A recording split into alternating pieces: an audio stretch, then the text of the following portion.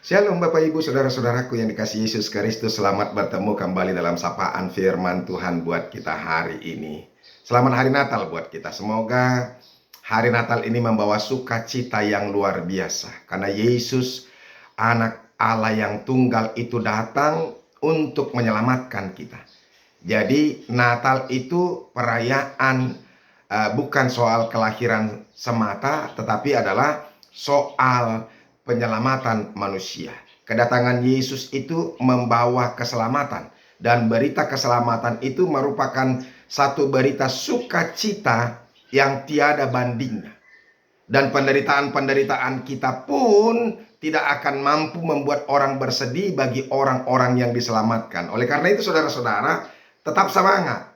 Sebab engkau, aku, kita semua sedang diselamatkan oleh Tuhan. Makanya terima Yesus, jadikan dia menjadi penebus bagi kita dan jadi Tuhan bagi kita. Maka ingatlah, kita adalah bagian orang yang diselamatkan oleh Tuhan. Amin. Firman Tuhan yang menjadi renungan buat kita hari ini yaitu yang terambil dari Matius pasal yang kedua ayat yang ke-13. Tetapi sebelumnya marilah kita menyerahkan diri kita dan hati kita kepada Tuhan. Kasih karunia dan damai sejahtera dari Allah Bapa dan dari anaknya Tuhan Yesus Kristus, itulah yang menyertai hati dan pikiranmu sekalian. Amin. Matius 2 ayat 13 dikatakan demikian. Setelah orang-orang Majus itu berangkat, nampaklah malaikat Tuhan kepada Yusuf dalam mimpi dan berkata, "Bangunlah, ambillah anak itu serta ibunya, larilah ke Mesir dan tinggallah di sana sampai aku berfirman kepadamu. Karena Herodes akan mencari anak itu untuk membunuh dia." Demikianlah firman Tuhan. Bapak Ibu Saudara-saudaraku yang dikasihi Yesus Kristus dan diberkati Tuhan, tahukah kita bahwa hidup kita adalah bagian rencana Tuhan. Dan Tuhan mau menggenapi juga bagian rencananya melalui hidup manusia atau hidup kita masing-masing. Coba bayangkan kalau andaikan kita lahir di Ambon, ya, mungkin orang tua kita orang Ambon. Ya wajarlah Pak Pendeta, kenapa saya harus lahir di Ambon? Siapa yang bilang wajar? Ya, itu adalah bagian rencana Tuhan. Karena saya orang Ambon Pak Pendeta, makanya saya lahir di Ambon. Belum tentu. Ada orang Batak yang lahir di Ambon dan orang tuanya bukan orang Ambon tapi orang Batak. Kenapa bisa? Itulah bagian yang sudah direncanakan Tuhan kepada apa? Kepada setiap manusia. Dan dia berupaya untuk menggenapi sesuatu yang dia rencanakan melalui kita. Makanya saudara-saudara bersukacitalah kalau kita dipakai oleh Tuhan menjadi bagian rencananya. Makanya saudara-saudara mari tanya kepada Tuhan, apa yang Tuhan rencanakan dalam hidupku, dalam hidup kita. Supaya apa? Supaya kita harus taat dan melakukan apa yang Tuhan rencanakan dan Tuhan mau inginkan kita harus lakukan. Sekali lagi, berbahagialah kita kalau kita dipilih oleh Tuhan menjadi bagian rencananya. Makanya ikut ambil bagianlah. Lakukan apa yang menjadi rencana Tuhan bagimu. Bila engkau dipanggil Tuhan menjadi hambanya, pelayannya, berikan hatimu sungguh-sungguh. Jangan bersungut-sungut. Ingat, sebab Tuhan pasti memberkati, menyertaimu. Dia tidak akan mungkin memanggilmu hanya untuk menderita saja. Tapi kalaupun Tuhan panggil kita untuk menderita, pasti Tuhan akan berikan kekuatan kepada kita. Sehingga ketika dalam penderitaan pun kita mampu menjadi saksinya.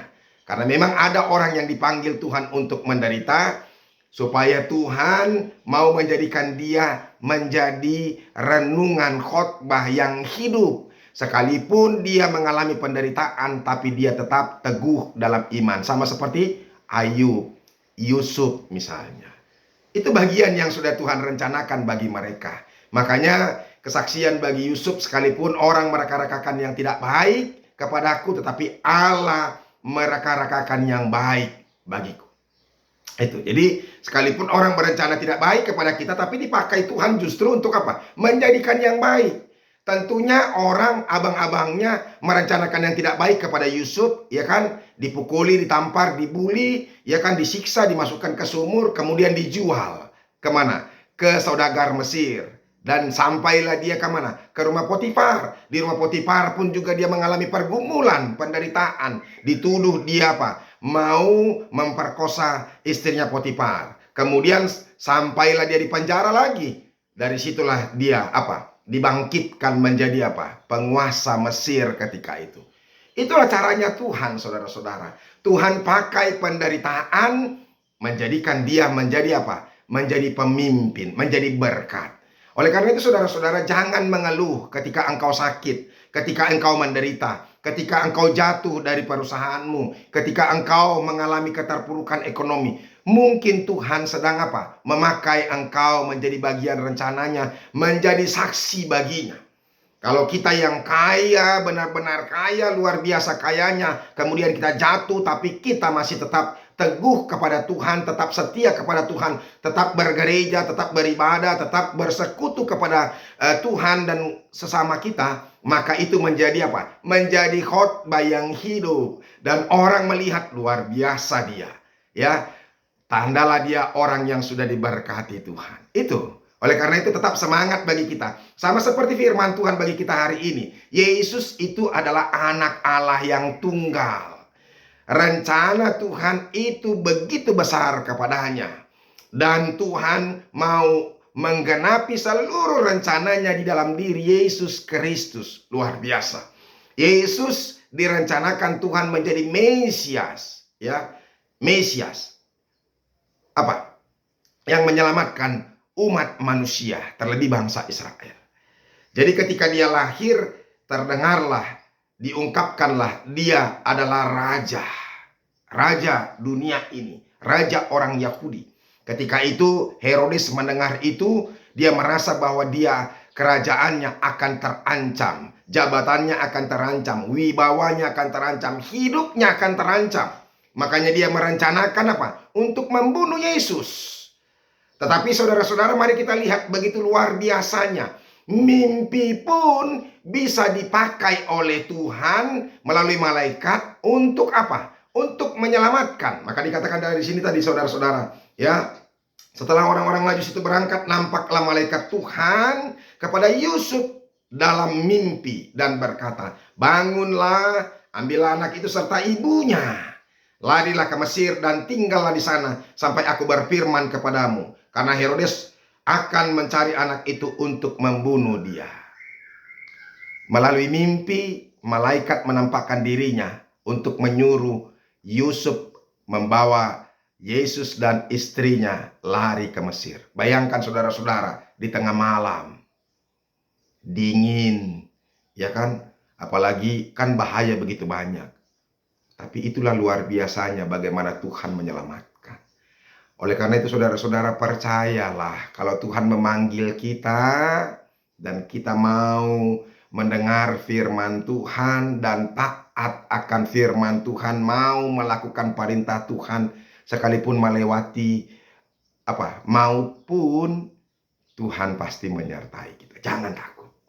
Oleh karena itu saudara-saudara, biarlah firman ini semakin meneguhkan kita. Ingat, kita adalah bagian apa? Rencana dan penggenapan Tuhan. Makanya ayat 15 sudah dikatakan, dan tinggal di sana hingga Herodes mati. Hal itu terjadi supaya genaplah yang difirmankan Tuhan oleh Nabi, dari Mesir kupanggil anakku.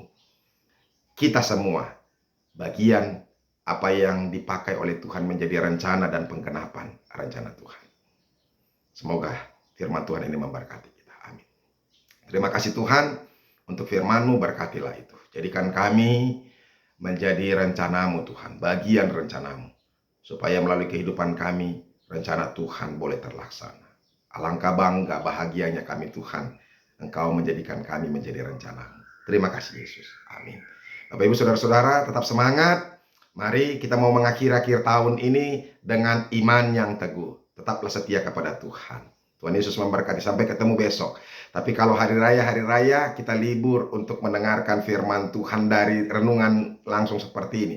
Kita akan mendengarkan renungan dari khotbah-khotbah gereja. Tuhan Yesus memberkati. Salam.